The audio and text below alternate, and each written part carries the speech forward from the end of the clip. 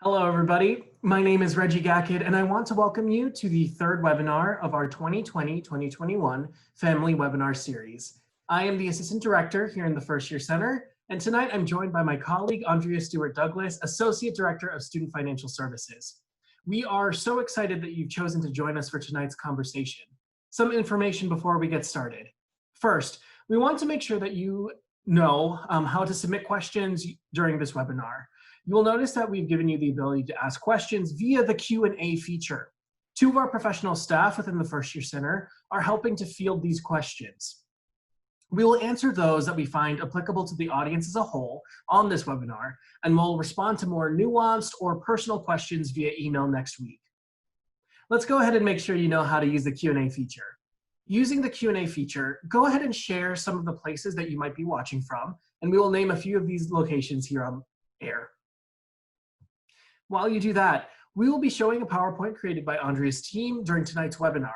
However, if you prefer to download this PowerPoint and follow along on your own, please follow the link just shared in the chat. As a note, in the chat feature, we will be sharing links and email addresses throughout the duration of the webinar. Third, this webinar is being recorded live. Next week, we will upload this webinar to families.wustl.edu's website. Lastly, in a moment, we will hear from Andrea about the services offered by Student Financial Services. If something Andrea says sparks a question, don't forget to send us your question using the Q&A feature. After hearing from Andrea, we'll move into the Q&A portion of this evening. Before passing things along, I want to name some of the places that folks are joining us from. We have families tuning in from Dayton, Ohio, Los Angeles, California, Pittsburgh, Pennsylvania, among many other places. Now, since I know you all want to hear more about Student Financial Services, I will turn it over to Andrea. Thank you, Reggie. I'd like to start out by sharing some information about Student Financial Services.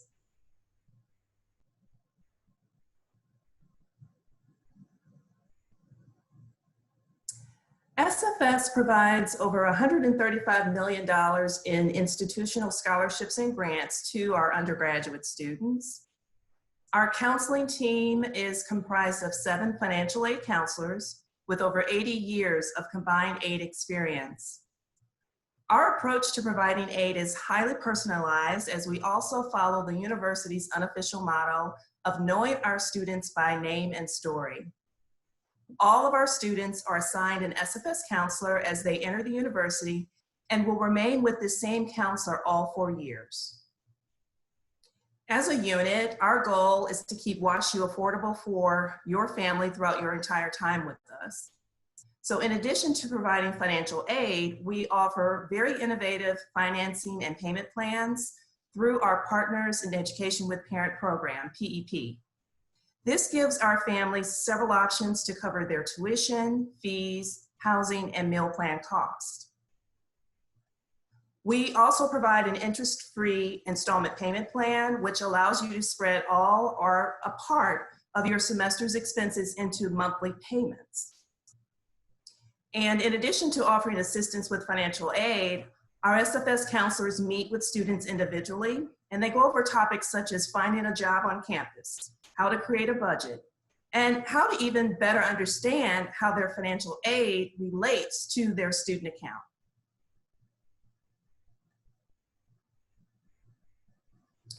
So we often get the question, what's the difference between student financial services and student accounting? The primary difference is that the student accounting office is responsible for handling all student billing. They handle all payment processing, refund checks, direct deposit processing. They apply bare bucks to student accounts and other transactions. But also one of the main things that they do is they manage WebStack. And WebStack is the portals that students will use to view their bills. Through WebStack, students can also take a look at their account activity. They can use the system to add bare bucks, and they can even use this system to make updates to their personal information. Using WebStack, students can add parents or other individuals to view and pay their bill. And in order to do this, students must first go into WebStack. They then click on Billing and Bare Bucks. and then they click on Pay View. Students will then be directed to add another payer. And once this step is completed, parents and the other authorized users are added in as a guest. And once that happens, an email will be sent to the parent or other user. They'll be given a user ID and a temporary password.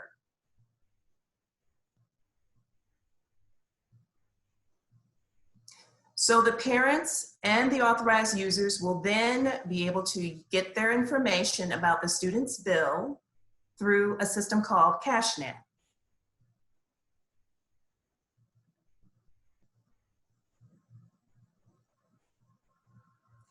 And just for your reference, here is a screenshot of what CashNet looks like from your end.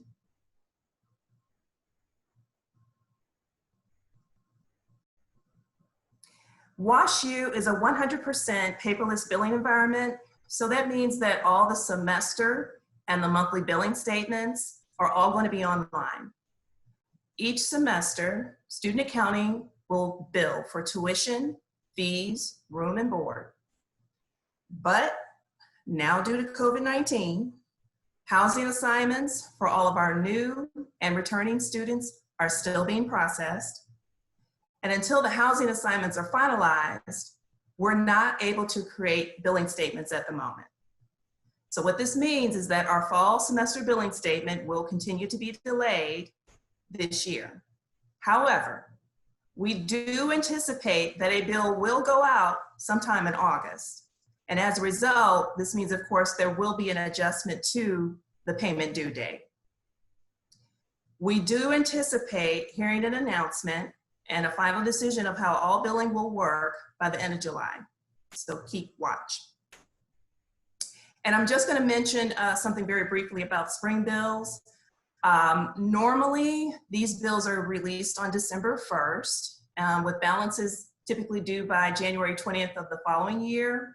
But again, because of the changes due to COVID-19, it is possible that these dates will also be adjusted. After the semester's bills are released, monthly statements will begin, and there will be a 2% late fee that's going to be assessed for any unpaid month-end balances. Students are also able to view in real time any charges that have been applied to their accounts and changes. I will also give you all a heads up that all students, and this is a mandatory charge, all students will receive a student health insurance charge of $1,942. But please keep in mind, students can waive out of this charge. The process is fairly simple. In order to waive out, students will need to go into WebStack, and there's a special link that is set up that goes to Student Health that takes the student to a waiver form.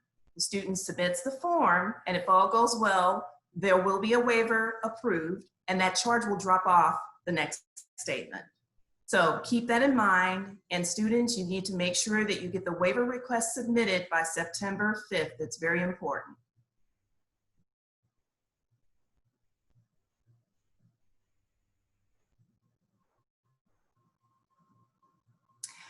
We provide families with several options for covering their students' costs. One of the most popular ones and most important ones is the installment payment plan. And this is also administered by our vendor, CashNet. CashNet allows families to spread all or just a part of the semester's expenses into convenient monthly payments. The thing to keep in mind is that you must enroll for the fall and then again enroll for spring. And there will be a $40 fee that's going to be charged for each semester. And I will tell you that the system is open right now in case you're interested in enrolling right now. Another option is the Partners in Education with Parents, PEP program that I mentioned earlier. And through this program, families can choose several different options. One option is the multi-year plan, and this is the plan that allows you to borrow one large initial amount at the start of your student's first year of college.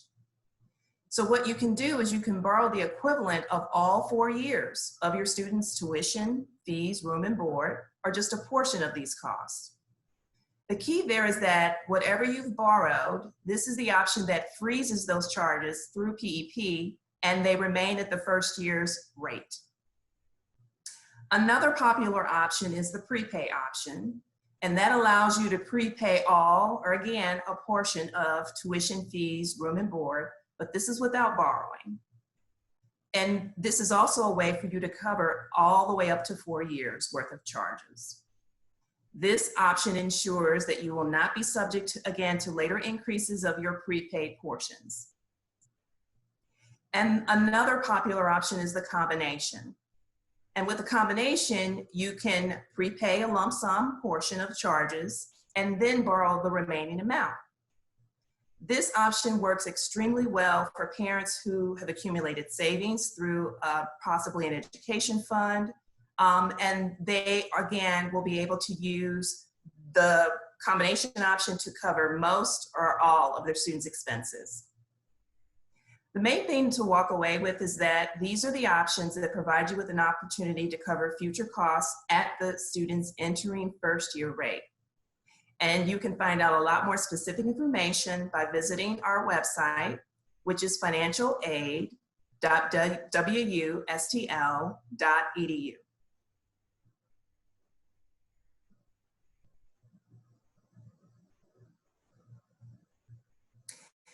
If you haven't done so already, students, I'm going to ask you to please get your federal work-study job application submitted by early August. The reason why that is so important is because we use information from your application to match you to a federal work-study job. So on the application, if you've expressed an interest in a certain department or gaining a particular experience, we are going to take that into consideration and try to match you to the best job opportunity possible on campus. So the only way that we can do that, however, is for you to get your information into our office. So please get that in by early August. Now, students who have done that and we have successfully matched you to a position, you're going to hear from us by September 4th. So please look for an email from Student Financial Services where we're going to notify you, one, that you've been assigned to a federal work-study job, but you're also going to receive information about who your employer is. You're going to get information about your supervisor.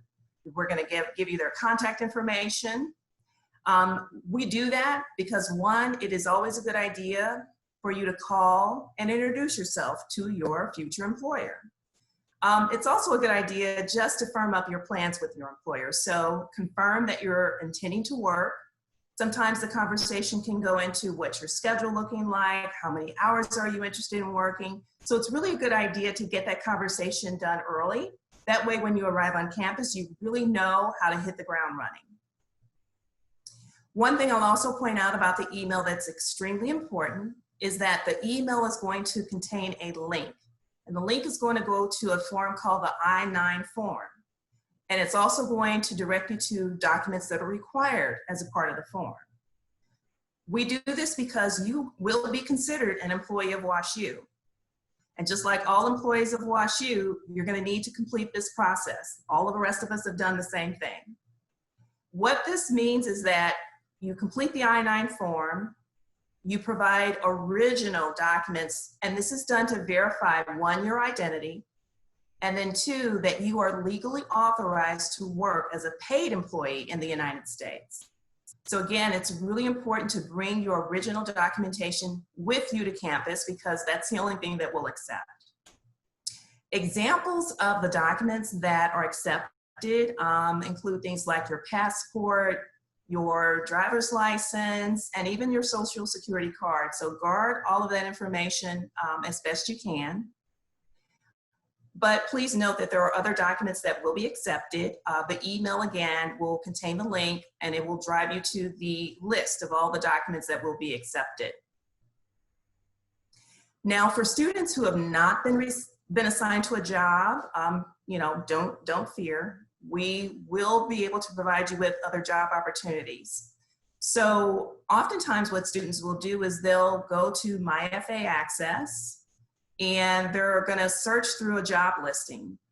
Through this system, we're able to identify lots of jobs that have not been assigned a student. So employers are still working with our office to find students to fill their open jobs, to fill their open positions. So I encourage you all, if you don't get an assignment, again, don't worry. There's still plenty of opportunities for you to find employment.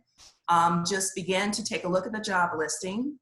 If you identify a job that looks interesting to you, the description's there. Again, the contact information for the employers listed. Take a look at the job, and we encourage you to reach out directly to that department contact. And then from there, you can figure out if this is an opportunity that you want to pursue, and then you and the employer can make further arrangements to move the process forward. But again, I want to remind you, even to do that, you still will need to complete an I-9 form and present original documentation. And again, if you're a student who is not a federal work-study student, meaning that you have not received a federal work-study award, again, there's still plenty of opportunity for you to find employment on campus. One of the ways that many students find employment is through word of mouth. They speak to their professors, they speak to TAs, sometimes they can find an opportunity through the Career Center. Trust me, there are hundreds of jobs that students find on their own, again, through word of mouth, through networking. So again, plenty of opportunity for you to find employment if that's something that you desire to do.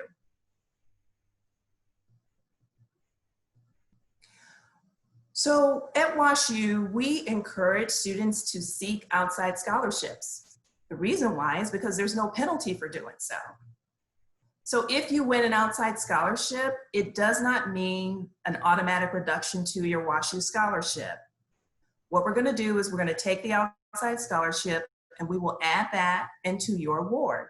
And we'll continue to add that multiple times as long as the total between your financial aid and your outside scholarships don't exceed the full cost of attendance. Now, if that happens, we will need to go in and make some reductions, but we're always going to go and take a look at any federal components first because it's the law. But again, rest assured that when you win these outside scholarships, it does not automatically mean that WashU is going to pull away any scholarship money that we've awarded. We try to avoid that as much as possible. And if you're interested to learn how to transfer those funds to us, it's very simple. Students can have the scholarship committees simply mail the check to Student Financial Services. But a lot of students just simply drop a check off to our office. And as I mentioned before with the process, we'll just take that check, deposit it into your financial aid, and then ultimately that credit will show up on your student account.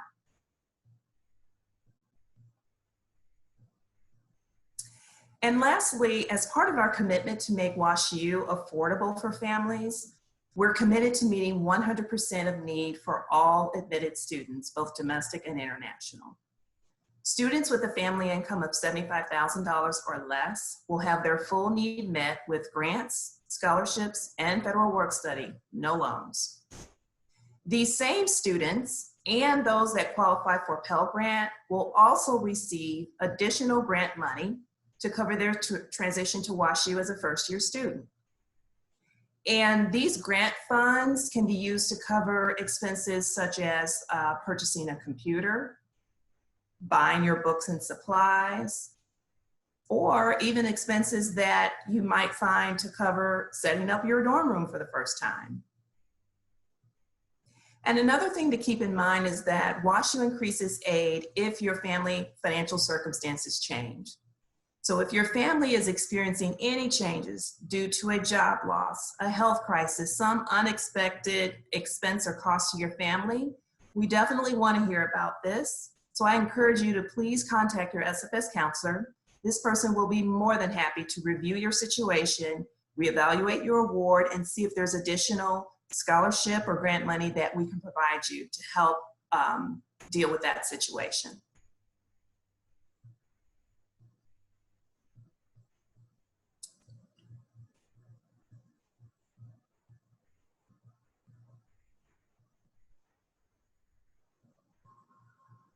If you have any questions about your award, any of the payments, any of the financing options that I've shared, or if your family, again, is experiencing financial challenges, especially due to COVID-19, we definitely want to hear from you. And again, encourage you to reach out to your SFS counselor.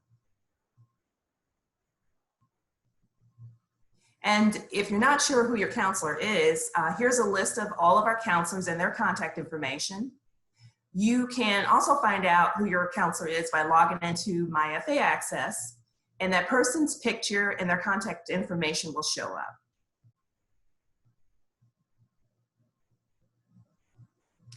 And for more information about our COVID-19 response as a university, our plans for returning to campus, or just checking out all of the updates that the university has related to COVID-19, I encourage you to check out the website. And the university's website is formally named COVID-19 Response and Recovery. And as I mentioned earlier, more information is definitely forthcoming about our final plans by the end of this month.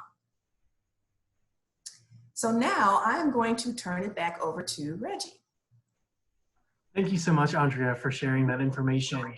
Families, we know that some of you have questions regarding COVID-19. The Fall Planning Committee recently held a series of town halls to address university planning regarding COVID-19 itself. I encourage you to review the recorded sessions online for that information. Andrea, while hearing you speak, I was reminded of a question I think many families may be wondering. How many hours per week do students work in federal work study?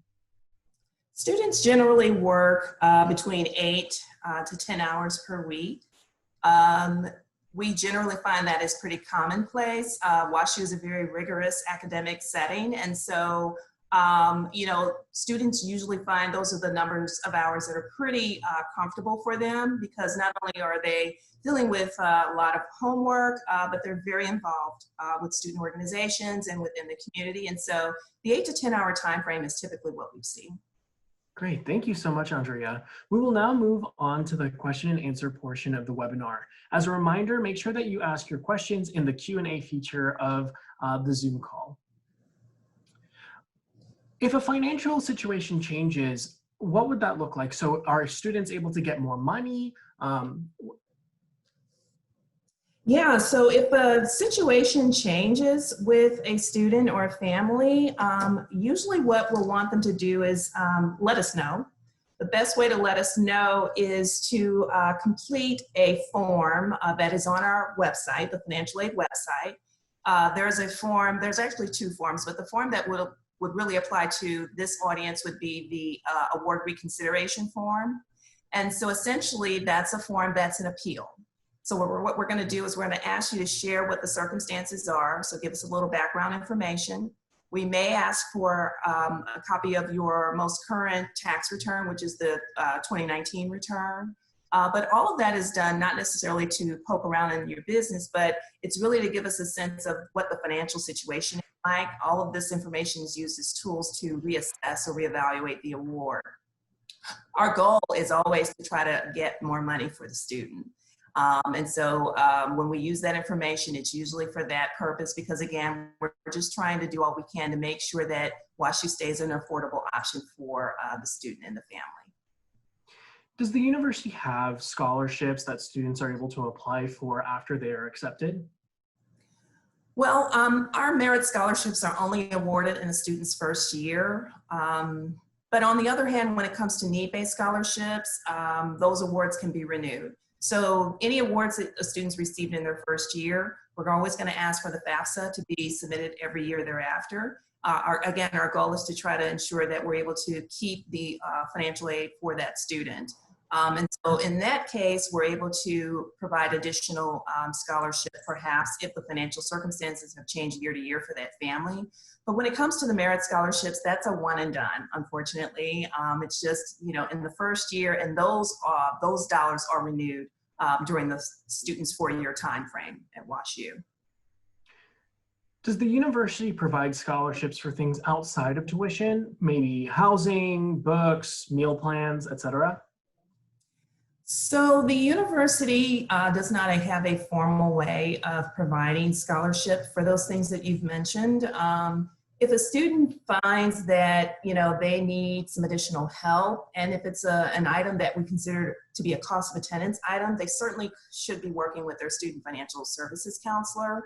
But if it's things that are outside what we call cost of attendance, I would encourage them to, seek out additional help from, there are several campus resources, and we can share that information with the student and family. But things like, winter coats or perhaps, maybe a student might need a suit to interview in. We have the Office of Student Success. They have funding available. The Career Center also has funding available. So there's different, again, departments and resources that we can put the student in touch with. Can students receive financial aid for summer classes or courses outside of the fall and spring semester? Yes, well, I will say this, students can receive financial aid to cover summer course expenses, but they will come in the form of loans. So yeah, there's no grant money, there's no scholarship money, it will be a student loans, federal student loans that students will need to take. How do students go about transferring or communicating about outside scholarships they may have received? So again, students can just simply bring their check to us, drop it off at our service center, and we'll be happy to deposit the check for them. They can have the checks mailed directly to our office. And sometimes students might hear about winning a scholarship before the funds are ready to be remitted. And that's fine. So what the student can do as soon as they find out they've won the award, they can reach out to their SFS counselor. The SFS counselor will sort of put a placeholder on their student account. And we will then, just look for the funds to eventually make their way into the university, either by check or direct deposit. Great, thank you. Mm-hmm. We have some families asking, do students have to reapply every semester or every year for financial aid? So students don't have to reapply every semester, but certainly every single year. In order to receive financial aid, you have to submit a FAFSA. We have an early submission process. So if students can get their FAFSAs into us by December 15th, we're going to renew their aid and provide notification of that by the end of January. But if they miss that deadline, students will have until the end of March to get their normal time frame to get their FAFSAs in, and we will give them an update on their awards by mid-May. Great, thank you. Mm-hmm. Do students get the full paycheck from work study, or does part of it go to tuition or something else? How does that work? So students do get their funds from a biweekly paycheck. So it's money that's paid directly to them. It's a part of the award because students are able to use the funds that they're earning to help pay some of those out-of-pocket expenses that they have. So students have used the funds to pay for toiletry items, for even going out on a Friday night with their friends, or maybe they need the money to buy gas for their car, or maybe buy clothing. But there's multiple uses for those funds. But again, it's all a part of the expense, being living day to day as a student at WashU. So the money's paid directly to them. We never take those funds and apply them as a credit to a student account. Great, thank you. We have a couple of questions regarding work study. How are hours distributed throughout the week for work study, or is that site by site? So the hours are distributed. Basically, it's an agreement between the student and the employer. And so I mentioned earlier in the presentation that it's a real good idea for the student to reach out to their supervisor, and from there, they might begin to make some preliminary plans on how the student's schedule will be for the week. But if not, during that conversation, certainly by the time the student starts on day one, they can certainly work out a plan. But that's an agreement between the employer and the student primarily. And then as a follow-up, how much does a student typically make per hour through work study, or does that depend on the specific role? It does depend upon the specific role. We are looking at about $9.45 for the Missouri minimum wage. So there are some positions that will make that, but depending upon, the technical aspects of the position, you might have some maybe students that are computer science majors that are, doing some computing or coding or what have you, that might pay a little bit higher wage. But again, it just really does depend upon the position, but at a minimum, it would be $9.45 an hour. And then as the last of this chunk of work study questions is work study the only employment option for students on campus? So work study is not the only option. There are hundreds of jobs that kind of almost go unadvertised that we find out that students are finding out through, as I mentioned, word of mouth, networking. You know, there are lots of federal work study jobs, mind you, through different departments. We've got the library, we've got the athletic center that have designated certain positions to be federal work study jobs, but they also offer non-work study jobs. So it really is a good idea to, you know, ask around, go to the various areas that you have a keen interest in and, you know, talk with the staff there. Certainly you can reach out to our office to see if there's opportunities that we've come across, the Career Center. So there's multiple, you know, resources that you can use to find employment. But again, from what I know, a lot of these students are finding jobs on their own.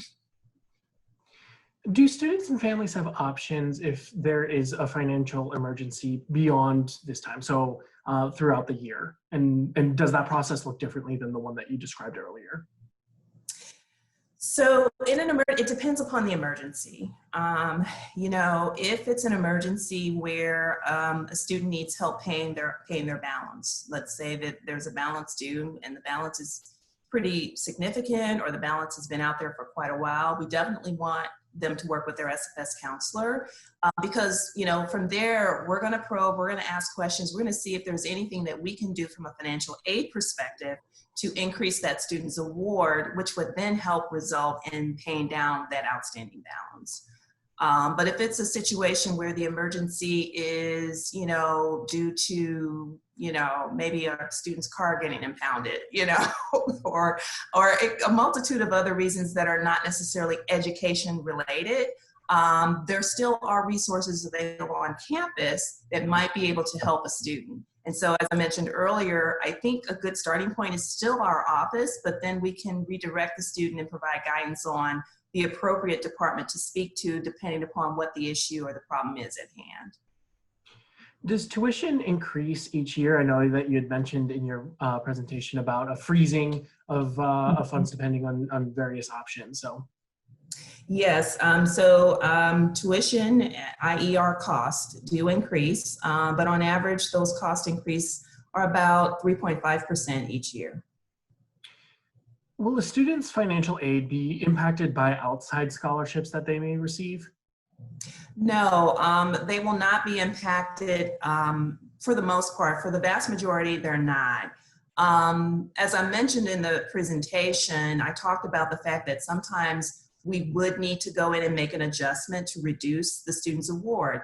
But if there's an adjustment needed to make sure that the combination of the aid that they have plus any outside scholarships, that the grand total don't exceed cost of attendance, if to do that means that we've got to go in and make a reduction, we're always going to go to the federal components first, because the Department of Ed requires us to do that. So if a student is able to get funding or have their costs met through an outside source, i.e. an outside scholarship, and they've been awarded, maybe it's a federal work study, or maybe it's a federal student loan, we're going to go in and reduce that federal piece first to replace, because that outside scholarship replaces that federal money. And so that's what we're doing, because we're wanting to make sure that we're preserving any institutional funds that we've provided the student. Now, in the event, having done that, if it still works out that student really went to town and they really got some great money coming in, and it does require us to take a look at our scholarship, then I'm afraid that we will need to do that. But it's never the first place that we go. And even then, we'll still have a conversation with the student about which do you want, the outside scholarship or the WashU scholarship, because sometimes that outside scholarship has some other benefits that are connected to it. So I was working with a student once who had won, she did a fabulous job in winning outside scholarships. And then there's one scholarship that came through and it was going to take her over the cost of attendance. So rather than just going in and automatically reducing our scholarship, I called out to her and I said, listen, I want to find out what you want to do. There's money that you've got from this outside scholarship, but in order for me to make this fit, I'm going to need to reduce ours. Is that okay? And she said, it's fine. And the reason why was because connected with that money that she wanted to hold on to from the outside was an internship, networking opportunities. So she wanted to still be considered whatever that named scholar. That was more important to her than, reducing our scholarship, a portion of our scholarship, because she knew the value that it meant to be considered a scholarship recipient from that institution. And so hearing that, I thought makes perfect sense. So again, that's sort of a rare situation. And again, we just try to make sure that we are not making these kinds of decisions independently, that we're getting, guidance and consultation from the students before we make that move. Great, thank you. A question that we received is, do all students get assigned an SFS counselor, or is it only those receiving financial aid? So definitely the ones that are receiving financial aid. And we do assign a counselor to all students, but, just by virtue of the work that's required, we're not really reaching out or, being intentional in communicating with those students, unless they seek us out and they definitely want to try to establish a relationship, or they have questions about the financial aid process. And that happens a lot of times where students might start out their time at WashU not receiving financial aid, but because of changes in circumstances, they now want to apply for financial aid. And so having an SFS counselor already assigned to that student, they automatically know who they can reach out to and begin that conversation. Great, thank you. Andrea, would you be able to clarify where students and family members can find the work-study application and information? Sure, the work-study application is in the student's checklist. So when a student logs into MyFA Access, there is a checklist, and they click on the checklist and it shows there. And so there's a link that will take them to the form that they can then submit. It's a fillable form that they can then submit, and that will come definitely to our office for processing. Great, thank you. We have a family member ask, can you decide to go with PEP loans at any time during the student's time at WashU, or must this decision be made within that first year? That's a great question. So you can sign up for PEP anytime, so same scenario, maybe year one, you don't take advantage of the program, which is fine, but year two, you're interested. You can definitely, start working with our PEP coordinator on that. And that's all the way up to your student's senior year.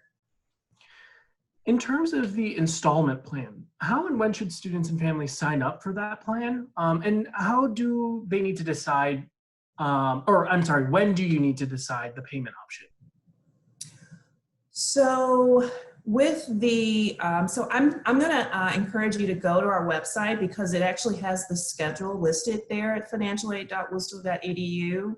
But I can tell you that student accounting just opened the enrollment on July 1st, and that is for families to sign up for the 5-month plan, with the first payment being due August 1st. And then it rolls to the first of the month thereafter. So if you don't sign up by, I think it's the 25th of July, in order to make your first installment payment by August 1st, you then move forward, and it just repeats itself for future years. So then you would then need to take a look at signing up in August for the next 4 months. So it's kind of a rolling enrollment process or enrollment date. So don't hold me to that schedule, but I certainly want to encourage you to take a look at the website. It's listed all out there for both the fall typical schedule, and then also for spring, what our typical 5-month schedule is there too. Would you be able to clarify where students can find the health insurance waiver?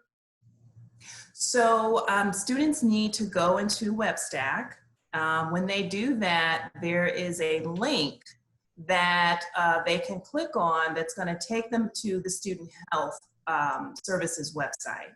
And from there, there's a handful of questions that they would need to respond to. And immediately they'll get a result that says if the insurance, based upon the responses given, if the insurance that they are covered under is sufficient. If it's not sufficient, then they will not be approved for a waiver, and the $1,942 that has been charged to their account will stick. But if they are approved for a waiver, they're going to remove that charge from the student's bill. It should be removed, I would think, about 30 days later. As a follow-up, is the health insurance cost included in the estimated cost of attendance discussed on the award breakdown, or is it a separate entity? Yeah, that's a great question. It is not included. This is an additional expense, additional charge. How soon would you recommend students and families apply for the PEP loan if they're using this option to pay for a room and board?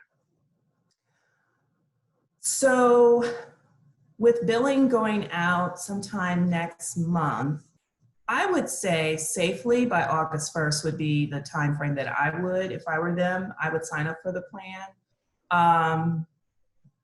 It's a little tough right now because you don't yet know what those costs will be yet. So I'm gonna backtrack. I'm gonna say by September 1st, because by then you'll know what your charges are. There's still plenty of time to, take advantage of the whole freezing and the different options. So I would say September 1st. Technically, really, you have until the end of the year, but we are encouraging students and families to sign up just as soon as they can, as close to when the bill drops, in order to really know how much you should be enrolling or signing up for. Great, thank you. So we are going to ask one last question for the evening. As a reminder, families, any questions that we were not able to address during this webinar will be addressed via email directly to the person who posed the question next week. Andrea, thank you so much for the information that you've shared tonight.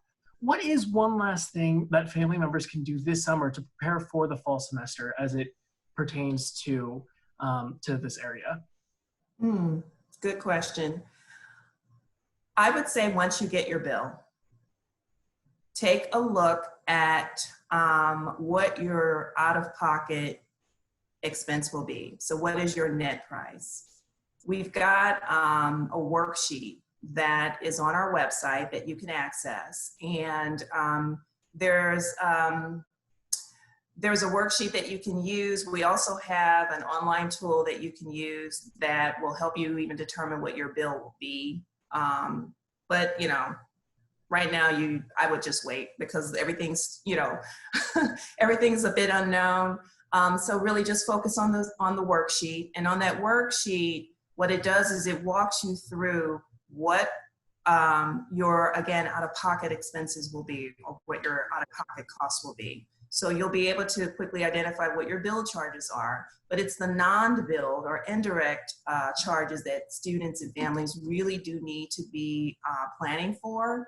And so those are those things like books and supplies, personal expenses, travel, so all of those things that are not showing up on a university bill that are still real costs, real expenses to the family, I would spend time budgeting that out and then taking a real look at what those true costs will be.